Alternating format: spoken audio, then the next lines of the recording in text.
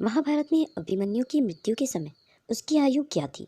उसकी आयु केवल 16 वर्ष की तो नहीं हो सकती, क्योंकि वह एक बच्चे का पिता बनने वाला था। नमस्ते दोस्तों, स्वागत है आपका हमारे चैनल में। महाभारत में अभिमन्यु अर्जुन और सुभद्रा के पुत्र थे। अभिमन्यु की मृत्यु महाभारत युद्ध में हुई थी, तब वह बहुत छोटे थे। महाकाव्य के अनुसार अभिमन्यु की आयु मात्र 16 वर्ष की थी जब कौरवों ने उन्हें मार डाला था। जब पांडवों का अज्ञातवास समाप्त हुआ तो अभिमन्यु का विवाह मत्स्य राज्य के राजा विराट की पुत्री से हुआ, जिसका नाम उत्तरा था।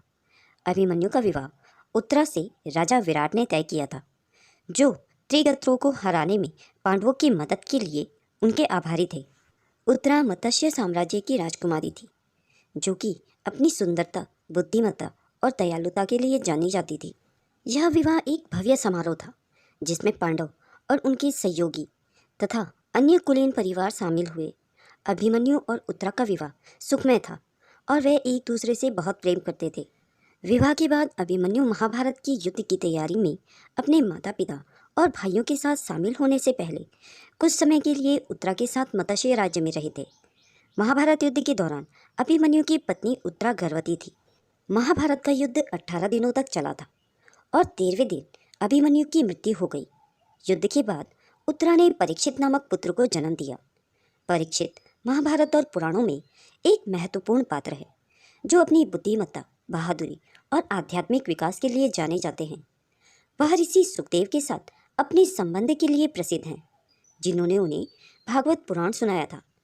परीक्षित का जीवन और शासनकाल उनकी महानता और पांडवों की विरासत को बनाए रखने में उनकी भूमिका का प्रमाण है। अभिमन्यु की मृत्यु के समय उनकी आयु के प्रमाण विभिन्न स्रोतों से प्राप्त होते हैं, जो कि इस प्रकार से हैं। महाभारत, इस महाकाव्य में अभिमन्यु की आयु 16 वर्ष बताई गई है, जब वह कुरुक्षेत्र के युद्ध में मारा गया। दूसरा है भागवत पुराण। यह प्राचीन ग्रंथ भी अभिमन्यु की मृत्यु के समय उसकी आयु 16 वर्ष की होने की पुष्टि करता है। तीसरा है विष्णु पुराण, एक अन्य प्राचीन ग्रंथ जो अभिमन्यु की मृत्यु की आयु 16 वर्ष होने का समर्थन करता है।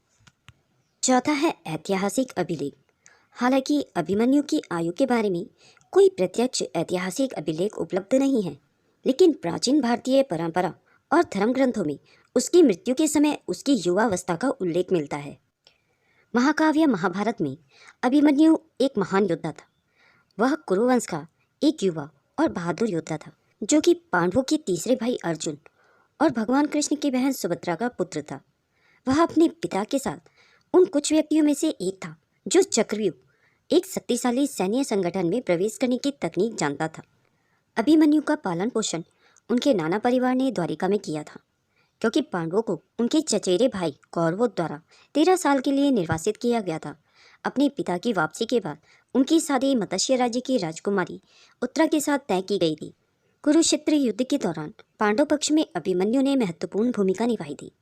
युद्ध के 13वें दिन पांडवों को हराने के प्रयास में कौरव सैनिकों ने चक्रव्यूह का निर्माण करने के लिए एक साथ मिलकर काम किया।